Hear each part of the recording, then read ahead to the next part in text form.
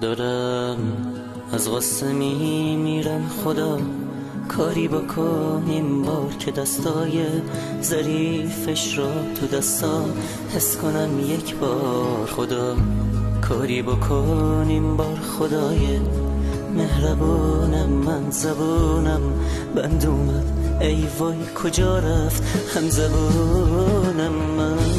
خدا کاری بکن مردم خدانم دلش تنگه، اگه میگه مهم نیستم با حسش داره میجنگه، اگه میگه تو فکرم نیست میخواد بیشتر پیشش باشم، درسته اون ولم کرده دلیل عشق چشماشم. خدا کاری بکن اون رفت ازت میخوام که برگرده، این بار قدرش رو میدونم اگرچه اون ولم کرده. خدا بگو که برگرده، بگو که برگرده.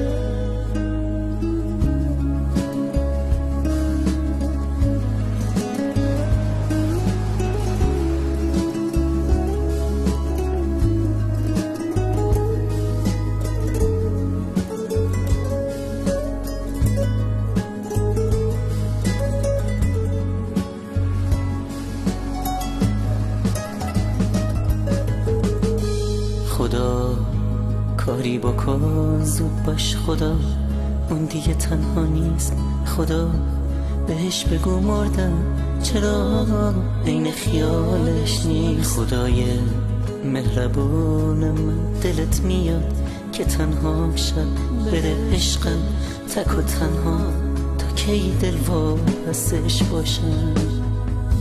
خدا کاری بکن زود باش خدا، صبرم همه انقدر بود بگو حرفاشو بخشیدم، بگو گنجایشم کم بود، بگو تقصیر من بوده، بگو حق داره میدونم، بگو به فکر جبرانه، بگو قدرش رو میدونم، بگو دیگه غرورش مرد میخواد پیش تو برگرده، بگو سختی این روزا اونو از راه به در کرده. خجالت میکشم از اون، بگو چیزی نگه اون، خدا پادر میونی کن شاید از من خوشش اومد.